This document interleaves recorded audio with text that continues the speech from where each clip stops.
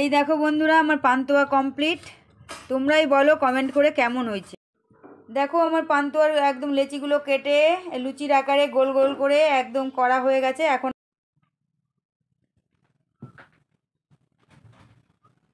এটাকে ইনশর্টে একটু করে দিবি। নমস্কার, সুপ্রভাত বন্ধুরা, সকলকে জানাই অনেক অনেক ভালোবাসায় অনেক অনেক স্বাগত সুপর্ণা ভ্লগের। নতুন একটা দিন আর নতুন একটা সকাল আর নতুন একটা ভিডিও। তো দেখো সকাল সকাল তুতান স্কুলে যাবে, তার জন্য রেডি করছি। কি রেডি করছি বলো তো? রেডি করছি চিড়ের পোলাও পোলাও মানে হয়ে গেছে আর কি, চিড়ের পোলাও। তো চিড়ের পোলাও তুতান খুব পছন্দ করে, বাবানও খুব পছন্দ করে। ওদিকে তো রেডি করেই নিয়েছি, চিড়ের পোলাও রেডি করে চলে এসেছি এবারে একদম ওকে খাইয়ে দাইয়ে রাস্তায় তুলতে। গাড়ি আসলেই তুলে দিয়ে আমি ভেতরে গিয়ে তারপরে পুজো টুজো করবো। পুজো হয়নি, গোপাল তোলা হয়ে গেছে, সেবা দেওয়াও হয়ে গেছে। সকালের সেবাতে দিয়েছি একটু কাজু দিয়ে, খেজুরের গুড় দিয়ে দুধগুলোকে ঘন করে বেশ সুন্দর করে ক্ষীর বানিয়ে গোপালের সেবা দিয়েছি সকালেরটা। এবারে গিয়ে পুজো করব। পুজো করে তারপরে তো কাজকর্ম আছে, ঘর পরিষ্কার করা, বিছানা তোলা, তারপরে রান্নাঘরে আসা, দোকানে যাওয়া, প্রচুর কাজ আছে, ভীষণ চাপ। সকালবেলা শুধু উঠতে দেরি, কাজের শেষ নেই, একদম ঘুমাতে যাওয়া পর্যন্ত কাজ। তো বাবান এদিকে পড়ে চলে এসেছে। আর আজ মঙ্গলবার, নিরামিষ আমাদের। বাবান যেহেতু হনুমান চল্লিশা পড়ে, মঙ্গলবার করে, তো ওই জন্য নিরামিষ খাবার দাবার করব। আর এদিকে বিছানাপত্রগুলো তোলা হয়নি, ভাবলাম যে বিছানাপত্রগুলো তুলে তারপরেই তাহলে পুজোটা করতে যাই। আমার কিন্তু স্নান হয়ে গেছে সকালেই স্নান তো আমি করি, তোমরা তো জানোই। সকালবেলায় আমি স্নানটা সেরে ফেলেছি। স্নান সেরে গোপাল তুলে সেবা দিয়ে তুতানকে খাইয়ে দাইয়ে টিফিন বক্সে টিফিন ভরে ব্যাগ গাড়িতে তুলে দিয়ে এসে ভাবলাম বাবানের খাবারটা করে রাখি। বাবানেরও চিড়ের পোলাও করে রাখলাম, করে বাটিতে ঢাকা দিয়ে রেখে দিয়েছি। ও পড়ে আসলো এখন, আর ও এখন স্নান করবে, তারপরে ভগবানের কাছে যা সেবা দিবে, ভগবানের প্রেয়ার মানে প্রার্থনা করবে, হনুমান চল্লিশা পড়বে, তারপরে ও হচ্ছে খাওয়া দাওয়া করবে। তো এদিকে আমি ভাবলাম তাহলে বিছানাগুলো তুলেই একেবারে গুছিয়ে নিই, কেননা গীতাদি এখনও আসেনি। গীতাদি আসলে গীতাদির কাজগুলো করবে, আর আমি পুজোটা করে ঝটপট রান্নাটা বসিয়ে দেবো। গীতাদি তো বলেছি এখন একবারে এসে কাজকর্ম করে একেবারে রাতের রুটিটা করে চলে যায়। তাহলে আমাকে তো গ্যাসটা ফাঁকা করে দিতে হবে, গ্যাস পরিষ্কার করে দিতে হবে, তারপরে তো গীতাদি রুটিটা করবে। আর আমার তাড়াতাড়ি রান্নাও করতে হবে, রান্নাটা সেরে গ্যাস মুছে তাহলে গীতাদিকে গ্যাসটা ফাঁকা করে দিতে হবে, তারপরে ও রুটিটা করে রেখে বাড়ি যাবে। তো আমি ভাবলাম তাহলে এবারে সমস্ত বিছানাগুলো গুছিয়ে নিই দুই ঘরেরই। তো দেখো এখন চলে এসেছি বিছানা গুছাতে, আর এখন ঝটপট করে আমি বিছানা গুছিয়ে নিচ্ছি। শীতকাল, বিছানা গুছাতে কিন্তু ভালোই সময় লাগে জানো, প্রচুর সময় লাগে। 4 জনের 4টে লেপ, তারপরে হচ্ছে বালিশ, 4 জনের 4টে কোল বালিশ, 4 জনের 4টে মাথার বালিশ, কত কিছু হয় তাই না? তারপরে তো আমি যেখানে শুই সেখানে তো থাকেই, ভেসলিন থাকে, ক্রিম থাকে, হাতে লাগানোর মলম থাকে, গ্লিসারিন থাকে, এই সব তুলে টুলে বিছানাপত্র তুলে কাজকর্ম করে অনেকটাই লেট হয়ে যায়। তো আর একবার জামা কাপড় ছেড়ে তারপরে পুজোতে যাব, কেননা এগুলো করার পর এই জামা কাপড়ে কিন্তু আর পুজো করা যায় না, কি জানি, তাই না বলো? আমি সঠিক বলছি কি না তোমরা একটু কমেন্ট করে জানিও। এই সব কাজকর্ম বিছানাপত্র তুলে টুলে কি ওই জামা কাপড়ে পুজো করা যায়, ভগবানের সেবা দেওয়া যায় না? আমার তো মনে হয় তাই। তো আমি আবার হাত পা ধুয়ে ভালো করে জামা কাপড় ছেড়ে নেব, ছেড়ে নিয়ে তারপরে পুজো করতে যাব। তো বাবানকে তাড়া দিচ্ছি আমি, স্নান করতে যা। কিছুতেই এরা স্নান করতে চায় না জানো। শীতকাল এলে যে কি সমস্যা। গরমকালে বাবান দুবার করে স্নান করে, একবার সকালে স্নান করে, আবার জিম থেকে এসে স্নান করে, কিন্তু এই শীত পড়ার থেকে কিছুতেই বাথরুমে ঢুকতে চায় না। স্নান কর এই বলতে বলতে মুখ ব্যথা হয়ে যায় আমার। ছোটোটাকে তো বেশি করে বলতে হয়, তা বাবানকে তাও মনে করো দুবার একবার বললা চলে গেল, কিন্তু তুতানকে তো অনেকক্ষণ বলতে বলতে বলতে ওর যদি ইচ্ছে হয় তবেই করবে, না হলে করবে না। ও স্নান করাটাকে ভীষণ ভয় পায়, স্নান করতেই চায় না। ওই জন্য যেই দিনগুলো ছুটি থাকে আমি ওকে মানে স্নান করাতে পারলে বাঁচি। স্নান আমাকে করাতেই হয় ওকে ছুটির দিনগুলোতে। কারণ হচ্ছে ওই স্কুলের দিনে তো স্নান করবে না, অত সকালে স্কুলে যাবে, 8টার মধ্যে রেডি হবে, 8টা সোয়া 8টার মধ্যে, অত সকালে ওকে স্নান করানোই যাবে না, ও করবেই না। তো ওই জন্য রবিবার, বৃহস্পতিবার, তারপরে যে হয়তো ছুটি থাকলো সেই ছুটির দিনগুলোতে আমি ওকে একদম স্নান করানোর জন্য তৎপর হয়ে থাকি, যে ওকে স্নান করিয়ে তারপরে আমি ওকে স্কুলে পাঠাবো, মানে ছুটির দিনগুলো আমি তারপরে ওকে খেতে দেবো। তো মঙ্গলবার তো ও চলে গেছে স্কুল, মঙ্গলবারের দিনটা স্নান করেনি, বললো বুধবার করব। তো আর উঠতেও দেরি করে, স্নান করার টাইমটাও পার হয়ে যায়, স্নান করতে গেলে তখন আবার মনে হয় কি যে দেরি হয়ে যাবে, থাক তার থেকে গাড়ি চলে যাবে, তার থেকে বাবা একটু শীতকাল অত অসুবিধা নেই, আর ওর একটু ঠান্ডা লাগারও ধাঁচ আছে। তো কম্বলটা কিছুতেই যেন মানে ভালোভাবে হচ্ছে না, ভাঁজ হয়ে থাকছে, মানে কম্বলের যেহেতু কভার দিয়েছি ওই জন্য মাঝে মাঝে একটু গুটিয়ে গুটিয়ে যাচ্ছে, আর আমি বারবার সেটাকে ঠিক করার চেষ্টা করছি। তো এইভাবে ভাবলাম যে থাক, রেখেই দিই এইভাবে, একদম ভালো করে হচ্ছেই না। আর বাবানকে বললাম যে আমি কম্বলটা গুছিয়ে নিচ্ছি, তারপর তুই স্নান করতে ঢোক, আমি একটু তোশকটা রোদে দেবো আজকে। অনেক দিন ধরে, অনেক কাল ধরে তোশকটা রেডি করা হয়ই না। আর চলো, কম্বলটা গোছানো মোটামুটি হয়েই এসছে, এতক্ষণে একটু ঠিক করতে পারলাম। যাক, আর একবার খুললাম, এবারে মনে হয় লাস্ট, এবারে মনে হয় ঠিকঠাক করে উঠতে পারবো। মানে কভারটা পরানোর পর কম্বলটা জড়ো হয়ে যাচ্ছে। যাক, এবারে পেরেছি, সাকসেস হয়েছি তাহলে। এদিকে ওকে বলছি যা তাড়াতাড়ি যা, আর এদিকে না এখন মনে হলো যে তোশকটা মানে করে রেখেছি, ভাঁজ করে রেখেছি বিছানার উপরে, তোশকটা তুলে এখন ছাদে দিয়ে আসবো। ছাদে একটু রোদ আছে, নিচে তো একটুকু রোদ পায় না। আর এখন আমি সব ড্রেসিং টেবিলের সমস্ত জিনিস নামিয়ে নামিয়ে মুছে, ড্রেসিং টেবিলের একেবারে সমস্ত ধুলা মুছে পরিষ্কার করে নিচ্ছি। ওকে বলেই যাচ্ছি যা স্নান করতে যা, স্নান করতে যা, স্নান করতে যা। এখন কখন যাবে জানি না, ওর কখন ইচ্ছে হবে স্নান করার। মানে আসল ব্যাপার হচ্ছে এত সোয়েটার টোয়েটার খুলে স্নান করতে যাওয়াটা বিশাল ব্যাপার। আর আমাদের ঘরে কখনো সোয়েটার খোলা যায় না, আমাদের ঘর এত ঠান্ডা।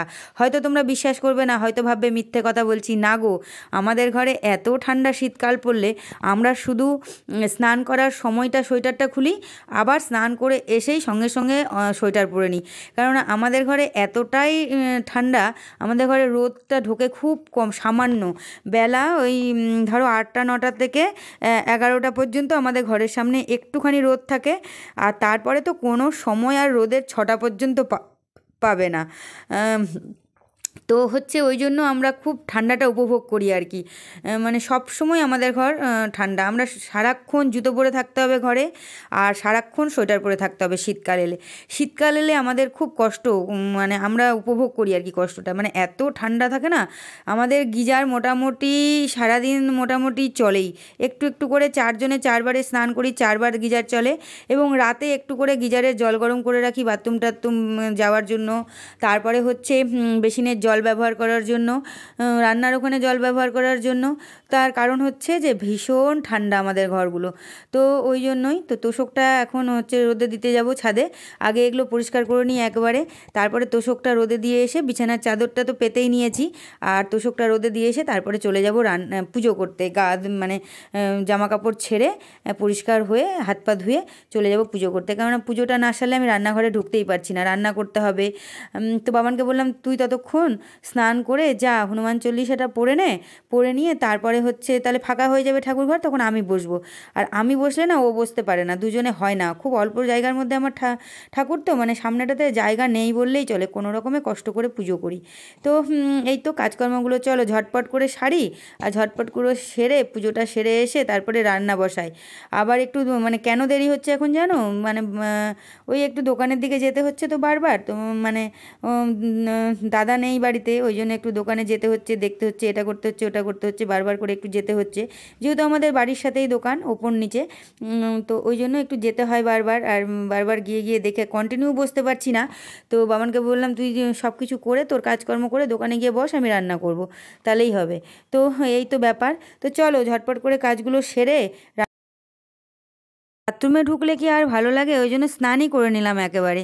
তো যেহেতু 2বার স্নান, শীতকাল ঠান্ডা লাগছে খুব, তো ভাবলাম চুলটা একেবারেই ভেজা, তো চুলটা শুকানোর জন্য হেয়ার ড্রায়ারটা দিলাম।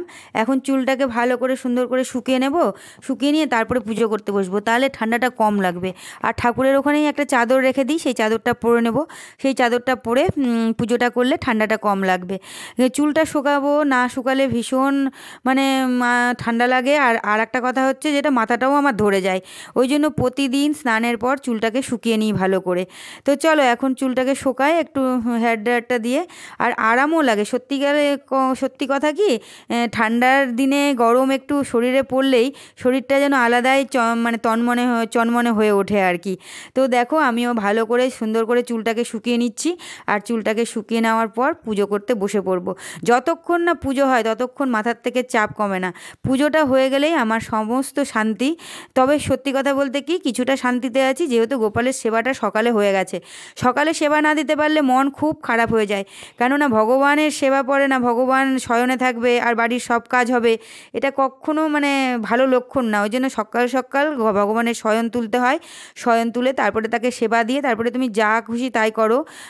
দুপুরের পুজোটা আর একজন করে দিলে আরও সুবিধা হয়, কিন্তু আমার সংসারে তো আর কেউ নেই সেরকমভাবে পুজো করার মতো। ওই জন্য আমাকেই দুবার তিনবার যা দিই আমাকেই করতে হয়। দুপুরবেলাটা দেয় ওর বাবা, সেটা হচ্ছে একদম ফুল টুল দিয়ে যে ভালো মতো করবে সেটা পারে না ওর বাবা। দুপুরের মানে আমি সকালে করে দিলে দুপুরের সেবাটা যেটা মনে করো 3টের দিকে, 2:30 3টের দিকে ও যখন স্নান করতে আসে তখন ড্রাই ফ্রুট দিয়ে গোপালকে সেবা দেয়। ও নিজে আহ্নিক করে এবং গোপালকে সেবা দেয়। চলো চুলগুলো আমার মোটামুটি শুকানো হয়ে এসছে, এবারে দেখি ঠাকুর ঘরে চলো ঠাকুর ঘরে চলে এসেছি আর পুজোতেও বসে পড়েছি। ভোগ টোগ সব দেওয়া হয়ে গেছে ভগবানের, আর এদিকে লক্ষ্মী গণেশ সরস্বতী সব কিছুর সেবা রেডি করা হয়ে গেছে। এখন আমি ভগবানের আরতি করছি। তো ভগবানের আরতি করার পর ভোগ নিবেদন করব, ভোগ নিবেদন করার পর তারপরে পুজো কমপ্লিট করে রান্নাঘরে যাব। তো এখন মানে দেখছো তো আমার ঠাকুরের সামনে কতটুকু জায়গা, এইটুকু জায়গার মধ্যেই আমাকে সব করতে হয়। ওই জন্য বড় পুজোগুলোতে পুরোহিত দিয়ে কাজ মানে পূজা করানো আমার পক্ষে খুব অসম্ভব হয়ে যায়। কোথায় আমি পুরোহিত মশাইকে বসতে দেবো আর কোথায় আমি ভগবানের সেবা সাজাবো, ওই জন্য আমি নিজে নিজেই করি যতটা পারি। চলে এসেছি রান্নাঘরে, ওইদিকে তো সব হয়ে গেছে। আর যেহেতু মঙ্গলবার ওই জন্য নিরামিষ রান্নাবাড়ি বলে এই যে পোস্তটা বেটে নিয়ে চলে এসেছি, পোস্ত আর হচ্ছে কাঁচা লঙ্কা। আর এখানে পনিরটাকে সমস্ত মশলা দিয়ে জিরে গুঁড়ো, ধনে গুঁড়ো, লঙ্কা গুঁড়ো, গোলমরিচের গুঁড়ো, তারপরে হচ্ছে লবণ, হলুদ সব কিছু দিয়ে মাখিয়ে রেখেছি পনিরটাকে। আর এদিকে তেল গরম করতে দিয়েছি, আর এদিকে কেটে নিয়েছি আলু আর গাজর, সবগুলো কেটে রেডি করে নিয়ে নিয়েছি। এখন পনিরটা ভাজবো। তো ভাবলাম হাত আর কি লাগাবো, কড়াই দিয়ে খুন্তা দিয়েই কড়াইয়ে ছাড়ি। তো দেখো তেলটাকে কড়াইয়ের গায়ে লাগিয়ে নিলাম। প্রথমে এমনি ছাড়তে যাচ্ছিলাম, তারপরে আবার ভাবলাম যে না তেলটাকে কড়াইয়ের গায়ে লাগিয়ে নিই, তাহলে পনিরগুলো লাগবে না। দেখো পনিরগুলো এইভাবে ভেজে তুলে রাখবো। খুব একদম কড়া করে ভাজবো না, কড়া করে ভাজলে ভালো লাগবে না, অল্প করে ভাজবো, অল্প করে ভেজে তারপরে হচ্ছে তুলে রাখবো আলাদা পাত্রে। তারপরে এই সে আলু আর গাজরটাকে ভালো করে ভেজে তারপরে হচ্ছে পোস্ত দিয়ে কষিয়ে তারপরে পনিরটা দিয়ে পনিরের একেবারে মানে ভাপার মতো করে নেব। তো দেখো সবগুলো পনিরই দিয়ে দিলাম, খুন্তা দিয়ে দিতে দেরি হচ্ছে দেখে, কেননা বেলা তো অনেকটাই হয়ে গেছে, দুপুরে খাবার টাইমও সবার হয়ে যাচ্ছে। আর দুপুরের খাবার টাইম হয়ে গেলে সবাই ব্যস্ত হয়ে যায়, সবাই বলতে বাবান বেশি করে। আর এখন তো তুতান স্কুলে চলে গেছে, তুতানের খাওয়ার কোনো প্রশ্ন নেই, তুতান একেবারে বিকেলবেলা আসবে। তবে তুতান আজকে ভাত খাবে না, কারণ হচ্ছে যেহেতু পনির দেখবে না, ও পনির দিয়ে রুটি খেতে ভীষণ ভালোবাসে। মানে পনিরের গ্রেভিটা দিয়ে ও এত ভালোবাসে রুটি খেতে, তো ওই জন্য একটু গ্রেভি রাখবো, একেবারে শুকিয়ে দেবো না। আমরাও ভাত দিয়ে খেতে পারবো আর ও রুটি দিয়ে খেতে পারবে। সাথে করেছি মাসকালাইয়ের ডাল, বাঁধাকপির ঘন্ট, পনির, এই তো হচ্ছে আজকের রান্নাবাড়ি, আর বেগুন ভাজা। তো নিরামিষ হলেও অনেকটা পদই হয়েছে, কম হয়নি, কেননা এতটা পদ করতেও অনেকটাই সময় লাগে। 3-4টে পদ রান্না করতে না অনেকটাই সময় লাগে। তো রান্নাবাড়ি মোটামুটি কমপ্লিটের দিকে হয়ে গেছে। দেখো রান্না কমপ্লিট করে গ্যাস মুছে বাবানকে খেতে দিয়ে আমি চলে এসেছি কাপড় গুছোতে। আর কাপড়টা গুছিয়ে নিচ্ছি সমস্ত, যেগুলো শুকিয়ে গেছে আর যেগুলো ভিজে আছে সেগুলো মেলে রেখে চলে আসলাম। ওইদিকে গীতাদি বসে রুটি করছে, সেটা আর দেখালাম না তোমাদের। গীতাদি এখন আটা বেলছে, আটা মাখছে, ও রুটিটা গীতাদি করে হটপটে রেখে বাড়ি চলে যাবে। আর আমি এদিকে ভাবলাম যে খাওয়ার আগে তাহলে সমস্ত কাজগুলো সেরে ফেলি, তারপরে খাবো। খাওয়ার পর আর কোনো কাজ রাখবো না, তখন দোকানে গিয়ে একদম 3টে থেকে 5টা পর্যন্ত বসে তারপরে সন্ধেবাতি দিতে আসবো। এখন তো তাড়াতাড়ি সন্ধে হয়ে যায়, তো ঝটপট করে এখন কাপড়গুলো গুছিয়ে নিচ্ছি। কাপড়গুলো গুছিয়ে নেওয়ার পর তারপরে তোমাদের সাথে শেয়ার করব কি করব। আজকে একটা জিনিস তৈরি করব জানো, রাত্রেবেলা, ইচ্ছে আছে, দেখা যাক পারি নাকি, সময় করে উঠতে পারি নাকি। অনেক দিন ধরেই তোমাদেরকে শোনাচ্ছি এটা করব, ওটা করব, সেটা করব, কিন্তু সময় করে আর উঠতে পারি না। তো এই যে কাপড় গোছানোর ব্যাপারটা আমাকে করতেই হয়, তার কারণ হচ্ছে আমাদের ঘরে এত জায়গা কম, কোনো কিছুই ফেলে রাখা যায় না, একদম সমস্ত কিছু গুছিয়ে রাখতে হয়। আর দেখো এই যে তোশকের কভারটা, এটা কেচে রেখেছিলাম, কেচে রেখে তারপরে তোশকটাকে আজকে রোদে দিলাম। এখন অনেক বেলা বাজে, এখন তোশকটার কভারটা লাগাচ্ছি। তবে একা পারবো না, আমি আগে ঢুকিয়ে নিই, তারপরে গীতাদিকে ডাকবো। গীতাদি রুটিটা বেলছে, ওর বেলা হয়ে যাক। তো ভাবলাম, বললাম যে গীতাদি একটু আসো, একটু ধরতে হবে, না হলে হবে না, কেননা তোশকটা ভীষণ ভারী। তো একটা তোশকে কভার পরানো একজন মিলে হয় না। তাও আমি একবার শিখে নিয়েছি কেমন করে করতে হয়, সেই হিসাবে এটাকে ভরে নেব, ভরে নিয়ে দুজনা দুদিকে একটু ঝাঁকাবো, তাহলেই হয়ে যাবে। তো দেখো আমার হয়ে গেছে কভার পরানো, আর কভার পরিয়ে আমি এখন চাদর পাচ্ছি ইসে তোশকের ওপরে। মানে হ্যাঁ, বিছানাপত্রও সব আমার রেডি হয়ে গেল। আর হচ্ছে এখন তারপরে যাব দোকানে। চলো সমস্ত কিছু রেডি করে ঝটপট করে নিই। মানে সে দোকানে তো যেতেই হবে, তাই না? এইবারে কি বলো তো, এইবারে চলে এসেছি কোথায় বলো তো? এইবারে চলে এসেছি আমি চালের গুঁড়ো করতে, ঘরেই কিন্তু। দোকান থেকে ফিরে আসলাম, নেমে আসলাম, বললাম যে বুদ্ধদা আপনি থাকেন, আমি সন্ধ্যাবাতি দিয়ে আসি। সন্ধ্যাবাতি দেওয়ার আগে মনে হলো চালগুলো শুধু রোদে দিচ্ছি আর উঠাচ্ছি, রোদে দিচ্ছি আর উঠাচ্ছি, তো তার থেকে বাবা একটু দেরি হোক সন্ধ্যে দিতে, আমি চালটা গুঁড়োই করে নিই ভালো করে, একদম সুন্দর করে মিক্সিতে এখন ধীরে ধীরে গুঁড়ো করে নিলে, মানে গুঁড়ো করছি চালটাকে। গুঁড়ো করে এই দেখো, মানে এটা দুবার করব আমি, 2 রাউন্ড। একবার করলে মোটা থেকে যাবে, একবার সমস্ত চালগুলোকে ভালো করে সুন্দর করে গুঁড়ো করে নেব, তারপরে আবার আরেকবার ওই গুঁড়োগুলোকেই আরেকবার করে ঘুরাবো। তাহলে কী হবে বলো তো, তাহলে মিহি হয়ে যাবে, তাহলে ভালো হবে আর কি। নইলে কি বলো তো, নইলে এরকম না মোটা মোটা হয়ে থাকে দানাটা, ভালো লাগে না খেতে তখন। তো চলো চালটা ভালোভাবে গুঁড়ো করে রেডি করে নিই, রেডি করে নিই। তার কারণ হচ্ছে যে এই যে সংক্রান্তি চলে আসছে, পিঠেপুলি তো করতেই হবে, আর ছেলেপেলের ঘরে তো মাস্ট। অল্প করেই করব, খুব বেশি পরিমাণে করব না, অত করার সময় নেই। তবে আমি প্রতি বছরই প্রত্যেকটা পিঠেই করে খাওয়াই ওদেরকে, কেননা কোথায় পাবে নইলে। আমি মা, আমি যদি না করে দিই তাহলে ওরা তো আর নিজেরা তৈরি করতে পারবে না। আর এখন কাউরি কাছ থেকে আশা করাই বৃথা, এখন কাউরি কাছেই কোনো কিছু আশা করা যায় না, যে মানে কেউ খাওয়াবে, আমিই কাকে খাওয়াই আর আমাকেই বা কে খাওয়ায়। তো এই হচ্ছে ব্যাপার, সবাই আজকাল কাজের ভয় পায়, লোকজনের ভয় পায়, লোকজন গেলে কাজ, লোকজন আসলে কাজ, কেউ কাউরি বাড়ি আজকাল যায় না। আজকাল যাও, আজকাল হচ্ছে হোটেলে খেতে যাও, বাইরে ঘোরো, বাড়ি ফিরে আসো। আগেকার দিনে মাসি পিসি আত্মীয় স্বজনের বাড়িতে মানুষ যেত, ঘুরতো, থাকতো, ছুটিতে যেত, আনন্দ পেত। এখন কেউ আনন্দ পায় না, এখন মুখ দেখলেই বোঝা যায় যে কেউ আনন্দ পায় না। ওই জন্য তার থেকে না যাওয়াই ভালো, তার থেকে বাড়িতে বসে কোথাও সবাই মিলে পরিবার সপরিবারে ঘুরতে চলে যাবে, হোটেলে খাবে, ভালো জায়গায় ঘুরবে, তারপরে বাড়ি ফিরে আসলে মন ভালো হয়ে যাবে। তো চলো, চালের গুঁড়ো আমার কমপ্লিট হয়ে গেছে, অনেক বকবক করছি তোমাদের সাথে আজকে অনেক বড় ভিডিও বানাচ্ছি। চলো তো দেখি আর কি কাজকর্ম আছে, সেগুলো দেখে সেরে ফেলি। আর সেগুলো করার পর রাতে কি করি সেটাও তোমাদের সাথে এক্ষুনি ঝটপট করে শেয়ার করে ফেলবো। চলো দেখি তো কী কী কাজ আছে আর আমার সংসারে। আমার তো মানে কাজের শেষ নেই, কাজ মানে কাজ যেন দাঁড়িয়ে থাকে আমার জন্য, কি জানি, আমি ভালোবাসি কাজ করতে, ওই জন্যই কাজ আমার জন্য দাঁড়িয়ে থাকে নাকি, আমাকেও খুব ভালোবাসে কাজ নাকি। দেখি তো চলো ঝটপট করে কি কি করতে পারি। আর স্কুল থেকে ফিরলো, স্কুল থেকে ফিরে জামা কাপড় ছেড়ে পরিষ্কার হয়ে এখন খেতে বসেছে, ও রুটি খাচ্ছে, রুটি আর পনিরের তরকারি, মানে পোস্ত দিয়ে পনির দিয়ে করেছিলাম সেটা খাচ্ছে। তো চলো, আর ওদিকে আমি চা বসিয়েছি, যে এদিকে চা বসিয়েছি, চা খাবো এখন। চায়ে একটু আদা দিয়েছি, আদা দিয়ে জলটা ফুটবে, বুদ্ধদাকে ডাক দেবো, বুদ্ধদা খাবে, আনেসেরটা নিয়ে যাবে, আর আমিও খাবো। খেয়ে তারপরে একটু ঝাড় দেবো, ঝাড় দিয়ে তারপরে সন্ধ্যাবাতি দেবো। তো চলো চাটা হোক, চাটা করে নিই, করে নিয়ে তারপরে দেখাচ্ছি আবার। বন্ধুরা, তোমাদেরকে বলছিলাম না আমি একটা যেন কি তৈরি করব, তো পান্তুয়া তৈরি করব। তার জন্য এই যে উপকরণগুলো একদম সাজিয়ে নিয়েছি। দেখো 130 গ্রাম ক্ষীর নিয়েছি, 250 ml জল নিয়েছি, 400 গ্রাম চিনি নিয়েছি, 250 গ্রাম ছানা নিয়েছি, 50 গ্রাম ময়দা নিয়েছি, 250 ml জল তো বললাম না, আর 1 টেবিল চামচ কর্নফ্লাওয়ার ওই কৌটোটার থেকে নিয়ে নেব। আর এই যে এলাচের দানা 4টে রেখেছি, 2টো হচ্ছে রসের মধ্যে দেবো, আর 2টো হচ্ছে উপকরণটা যখন মাখবো তার মধ্যে দেব। তো এই হচ্ছে আজকের পান্তুয়ার উপকরণ, তোমরা সবাই দেখে রেখো। আর আমি হচ্ছে আমার ঘরে ওয়েট মেশিন আছে, সেই ওয়েট মেশিনে মাপ করে একদম রেডি করে তোমাদের সামনে নিয়ে এসেছি, যাতে যাতে আমি একদম পরিমাণ মতো জিনিসগুলোকে তোমাদের সাথে শেয়ার করতে পারি বা দেখাতে পারি। তো এখানে উপকরণগুলো সাজিয়ে রেডি করে রেখেছি। তার আগে আমার কিছু কাজ হয়ে গেছে, আমার চুল বাঁধা হয়েছে, আমি ফ্রেশ হয়ে এসেছি বাথরুম থেকে ফ্রেশ হয়ে এসে তারপরে হচ্ছে গোপালকে সেবা দিয়ে এলাম, গোপালের দুধ গরম করে গোপালকে সেবা দিয়ে এসে গোপাল শয়ন দিয়ে তারপরে আমি চলে এসেছি এই পান্তুয়ার রেসিপি নিয়ে।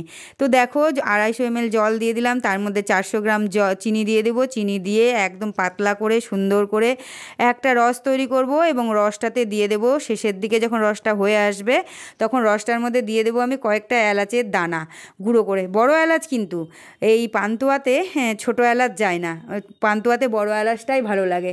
তো এটা এখন ঘন করি কিছুক্ষণ, কিছুক্ষণ ভালো করে সুন্দর করে একদম চিনিটা গলে যাবে। চিনিটা তো গলাতেই হবে, না হলে তার রস হবে না। আস্তে আস্তে করে নেড়ে নেড়ে চিনিটাকে একদম গলিয়ে নেব। রান্না কিন্তু খুব ধৈর্যের ব্যাপার জানো। আমি যখন আগে ছোট ছিলাম না তখন আমি বলতাম যে আমি যা করি না আর কি করি না করি জানি না, তবে আমি রান্না করব না। আমার যদি সংসারে সেরকম সচ্ছলতা থাকে তাহলে আমি একটা রান্নার লোক রেখে দেবো। আমি রান্না করব না, আমার ভালো লাগে না রান্নাবাড়ি এইসব করতে। অন্যান্য আনুষাঙ্গিক কাজকর্ম করতে ভীষণ ভালোবাসতাম, কিন্তু রান্নাটা আমার খুব ঝামেলা মনে হতো এবং বিয়ের পরও খুব মনে হতো ইস রান্না করা। তবে এখন রান্নাটা নেশা হয়ে গেছে, আর নেশাটাকেই একটু পেশা করার চেষ্টা করছি। জানি না তোমাদের সহযোগিতা ছাড়া কোনো কিছুরই হবে না, কেননা তোমাদের আশীর্বাদ অবশ্যই কাম্য, আর ভগবানের আশীর্বাদ। ভগবান যদি মাথার উপর হাত রাখে তাহলে অবশ্যই আমি এগোতে পারবো। আর তোমরা যদি আমাকে সহযোগিতা করো, তোমরা বড়রা যদি আমাকে আশীর্বাদ করো এবং ছোটরা যদি আমাকে ভালোবাসো, সমবয়সীরা যদি আমাকে শুভেচ্ছা জানাও, তাহলে অবশ্যই আমার চ্যানেলটা এগোবে। আর তোমাদের কাছে আমার রিকোয়েস্ট, আমার চ্যানেলটাকে অবশ্যই সাবস্ক্রাইব করো নতুন বন্ধুরা। আর যারা আছো, যারা সাবস্ক্রাইব করেছো, তারা কন্টিনিউ আমার ভিডিওগুলো দেখো, লাইক কমেন্ট এবং শেয়ার করো। তো দেখো আমার মোটামুটি হয়ে এসছে, আমি আঙুলে দিয়ে একটু দেখে নিলাম চটচটে হয়ে গেছে আমার রসটা। আর এইবারে আমি তো এলাচের দানা দিয়েও দিয়েছি। তো এখন হচ্ছে আমি এটাকে অফ করে দিয়ে তারপরে আমি ঢাকা দিয়ে দেবো, আর ঢাকা দিয়ে আমি চলে যাব ওই উপকরণটাকে তৈরি করতে। তো এখন এটাকে তুলে রাখলাম, এটা গরমের মধ্যে আর দিয়ে রাখবো না। তো ঢাকাটাও দিয়ে দিলাম, ভাবলাম এরকম করে দেবো না ওটা তুলে তারপরে দেবো, চিন্তা করলাম না ওটা খুন্তাটা ডুবিয়ে রাখবো না, যেহেতু প্লাস্টিক আছে গরমের মধ্যে কিছুটা হলেও তো ক্ষতি করেই, তাই না বলো? প্লাস্টিক আমরা হয়তো সুবিধার জন্য ব্যবহার করছি, কিন্তু উচিত না। আমাদের শরীরের কথা চিন্তা করলে, স্বাস্থ্যের কথা চিন্তা করলে প্লাস্টিক থেকে আমাদের দূরে থাকাই ভালো এবং প্লাস্টিকটাকে অ্যাভয়েড করাই আমাদের শরীরের পক্ষে কাম্য। কিন্তু এখন করা যাচ্ছে না, প্রত্যেকটা বিষয়ে আমাদের সাথে ওতপ্রোতভাবে জড়িয়ে গেছে এই প্লাস্টিকের জিনিসপত্রগুলো। তো দেখো আমি এখন ছানাটাকে ভালো করে মেখে নিব, আগে ছানাটাকে মাখবো। তবে আমার একটা ভুল হয়ে গেছে, আমার পাত্রটা একটু বড় হলে ভালো হতো, তো ঝট করে আবার এটাই নামিয়ে নিলাম। থাক, দেখি কোনো রকমে মেখে কমপ্লিট করে নেব। তো মনে হচ্ছে আমার আর কি এখন যে পাত্রটা একটু বড় হলে বেশি ভালো হতো। খুব সাবধানে এবং ধীরে ধীরে করতে হচ্ছে। তো এই পান্তুয়ার উপকরণগুলো সবগুলো ভালো করে সুন্দর করে মেখে নেব। তবে ছানাটাকে খুব ভালো করে, খুব মলাম করে, খুব সুন্দরভাবে তোমরা মাখবে। কিন্তু আমি এখানে কিছু করার জন্য হয়তো উঠেছি, কেননা কেউ তো নেই আমাকে হেল্প করার মতো। তো ওই জন্য আমি নিজেই উঠে কিছু হয়তো নিব বা কিছু হয়তো করব ভাবছিলাম, ওই জন্যই উঠেছিলাম। তো দেখো এখন সুন্দরভাবে এটাকে আমি এখন মেখে নেব। মেখে নিয়ে গোল গোল গোল গোল করে পান্তুয়া একেবারে রেডি করে নেব। পান্তুয়া রেডি করার জন্য এত সহজ উপকরণ আর অন্য কিছুর হয় না। ভীষণ সহজ এবং ভীষণ খুব মানে তাড়াতাড়ি তুমি এই জিনিসগুলো পেয়ে যাবে, সহজলভ্য আর কি। এগুলো যে পাবো না, রেসিপি কী করে তৈরি করব, অনেক দেরি হবে, হ্যান হবে ত্যান হবে, ওই সব কিচ্ছু নয়। খুব তুমি ইচ্ছে করলে বাড়িতেই ছানাটা করে নিতে পারো। আমি বাইরের থেকে কিনে এনেছি। ক্ষীরটা আমি যেমন নিজে হাতে তৈরি করেছি, রসটাও নিজে হাতে তৈরি করে নিলাম। আর কি, আর তো বিশেষ কিছু লাগে না, তাই না? তোমরা তো দেখলেই তো, দেখো ছানাটা কত ভালো করে সুন্দর করে এখন ছানাটাকে মাখছি। তো ছানাটাকে মেখে ফেলি, আর ছানাটাকে মেখে তারপরে হচ্ছে আমি রেডি করে নেব। তো দেখো এখন এটাকে আমি গোল গোল করে মানে ক্ষীরটাকে দিয়ে দিলাম। ক্ষীরটাকে দিয়ে এখন এটাকে ভালো করে সুন্দর করে চটকাবো। সুন্দর করে মাখা হয়ে গেছে, মেখে লেচি কেটে নিয়েছি লুচির মতো ছোট ছোট করে, আর লেচির মতো লুচি কেটে এখন রসগোল্লার মতো গোল গোল করে নিচ্ছি। এখন গোল গোল করে রেডি করে তারপরে এগুলোকে ভেজে নেব। দেখো ভাজতেও বসিয়ে দিয়েছি, তেল গরম করে সুন্দর করে অল্প অল্প করে তেলে ভেজে নিচ্ছি। তোমরা কিন্তু একসাথে সবগুলো দিয়ে ভাজবে না, তাহলে লেগে যাবে এবং নষ্ট হয়ে যাবে। তো দেখো এখানে আমি সাদা তেলে সুন্দর করে এগুলোকে ভেজে নিচ্ছি, আর ভেজে তুলে রেখে সবগুলো একসাথে ভেজে তুলে রাখবো তারপরে। আর এদিকে রসটা তো হয়ে গেছে, রসটা ঠান্ডা হয়ে গেছে বলে রসটাকে আরেকটু আমি গরম করতে দিয়েছি। তো রসটাও গরম হয়ে গেছে, রসটাও ফুটছে মোটামুটি একটু একটু করে, আর আমার ওদিকে ভাজাও শেষ হয়ে গেছে। তো দেখো একটা একটা করে একদম গরম রসের মধ্যে, ফুটন্ত রসের মধ্যে ছেড়ে দিচ্ছি। এটাকে আমি 5 মিনিট একটু বড় করে একটু ছোটো মানে সিম করে আঁচ দিয়ে ভালো করে ফুটিয়ে নিয়েছি। আর ফুটিয়ে নেওয়ার পর এই যে ঢাকা দিয়ে রেখে দিচ্ছি। তো চলো বন্ধুরা, আমার আজকের ভ্লগটা কেমন লাগলো অবশ্যই কমেন্ট করে জানাবে। টাটা বাই, শুভরাত্রি। দেখা হচ্ছে আবার নেক্সট দিনে নেক্সট একটা ভিডিওর সাথে। সবাই ভালো থেকো, সুস্থ থেকো, সাবধানে থেকো।